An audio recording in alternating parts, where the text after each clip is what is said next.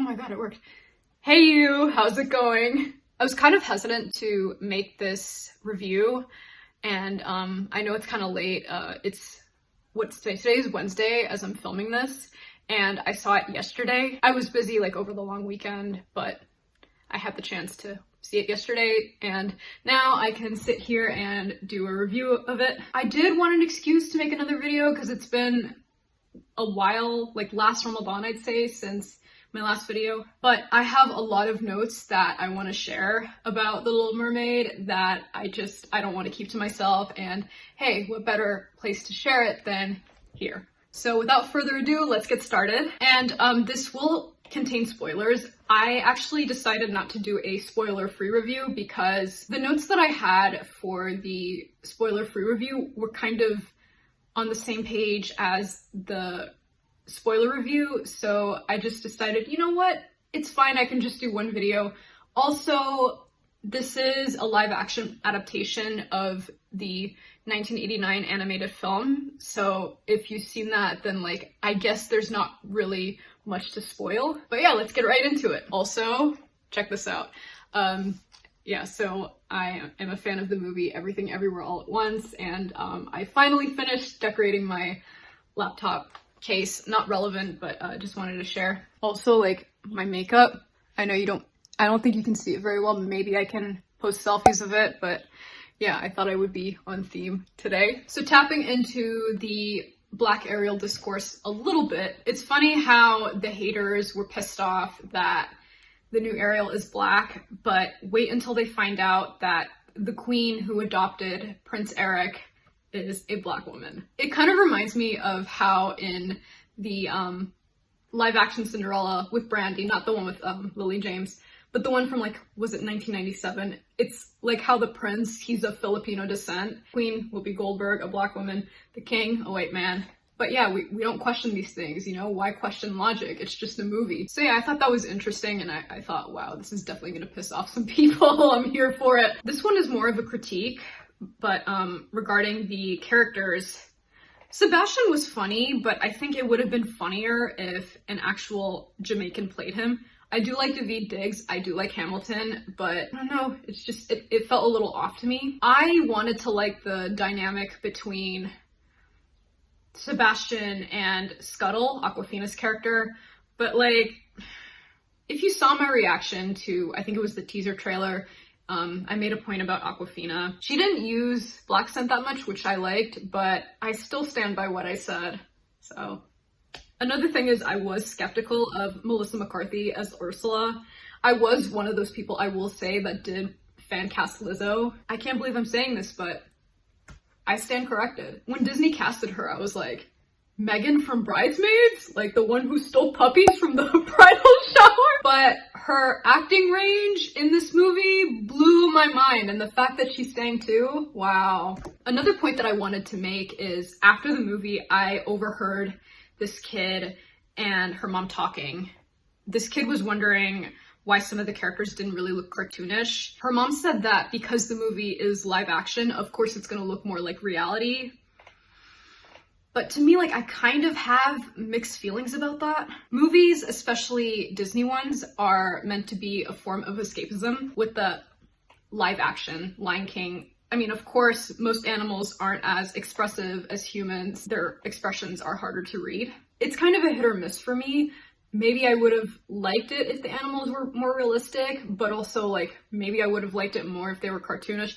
I don't know. But yeah, what do you guys think about that? Let me know in the comments down below. It's funny how Disney has like so much money for CGI, but like they still come out with kind of creepy characters. So fast forwarding to like the climax / falling action part of the film, I did not expect sweet little Ariel to be the one to unalive Ursula and be the one who saves her man.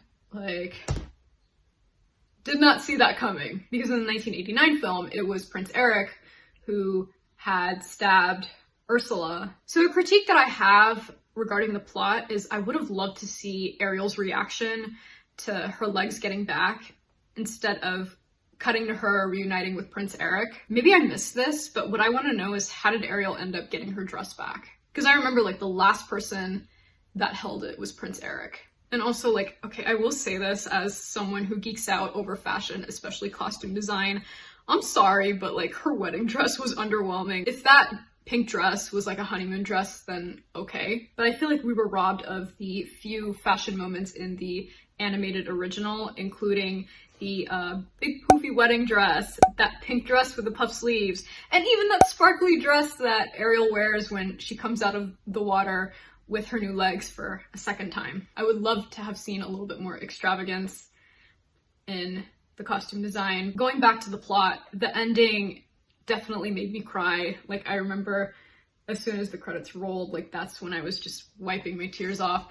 And luckily, when I went to see this movie yesterday, no one was with me. I just went by myself. But yeah, the thing about watching movies with other people, I'm an emotional person and I don't like crying in front of other people. But yeah, the ending of The Little Mermaid definitely made me cry. And this was like a bittersweet cry. Ariel marries a man that she fell in love with in the span of a long weekend. Coincidence that this was released Memorial Day weekend? I think not. And I was sad because she can't be a mermaid anymore. I mean, of course there could be room for that in a possible sequel, but this is just an assumption. So a tiny detail that was overlooked in this movie that I found interesting was it an epigraph? So the epigraph that was by Hans Christian Andersen, but a mermaid has no tears and therefore she suffers so much more. And then at the end, we see Ariel shed a tear, and also the other merpeople are sharing their tears of joy. That was the perfect way to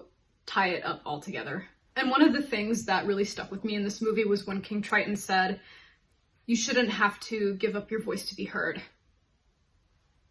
The writers knew what they were doing with that. I think about the writer's strike that's going on right now, and it's like, respect, power to you, you deserve everything. And then a technical critique that I have for this film is that, I mean, I think some of us have talked about this for a while, but the color grading of the movie, I will say, like, I wish there had been like a little bit more fine tuning, because, you know, Under the Sea, like, it's supposed to be so vibrant, but it kind of looks a little gloomy. But yeah, overall, remember how I said in the teaser review that I don't really care much for Disney's live action films? It's safe to say that I have a soft spot for this movie now. As a Black woman who loves Disney movies and am a hopeless romantic and I like romantic stories, yeah, this gets a stamp of my approval. Although Ariel couldn't talk, the chemistry between her and Prince Eric was there. Like, the chemistry, especially for a live action Disney princess film, I would put Ariel and Prince Eric up there with Ella and Prince Kit from the 2015 Cinderella. Like, the chemistry is chemistrying. Honestly, the chemistry was chemistrying. It was cinematic. I don't even know how else to put it, but that's it. So overall, I would review this movie an 8 out of 10 dingle hoppers. In short, I did like the movie, but I loved Halle Bailey more. She brought so much life to Ariel. Her singing voice just gives me chills. Like, I have been a fan of Chloe and Halle since, I think it was like their Grownish days or something. And to see her at this point in her career, and even Chloe as well, it just makes me so happy. And then I'm gonna leave this point for anyone that has high expectations for this film. If you're expecting this to be like a detailed copy of the animated film, please just let that go. Personally, I liked both the animated and the live action equally. Maybe I like the live action a little bit more. Maybe I'm biased. I don't know. But I mean, can we have both? I mean, I like that there's both. I will say, not bad for a live action Disney remake. I mean, there's really no reason to make these remakes other than a cash grab. It doesn't have the campy feel of the animated original, but I kind of like this fresh new take as well. So that is my review. I hope you enjoyed this video, and if you did, please give it a thumbs up and comment below what were your thoughts on this movie if you saw it. And also, I know that this movie might be a little touchy for some people, so like, try to be respectful in the comments down below, please. I'd appreciate that. Thank you very much. Make sure you subscribe and ring the bell so you don't miss any notifications from me. And that's all. I hope you enjoyed this, and yeah, thank you for watching, and I hope you take care and have a great day. Bye!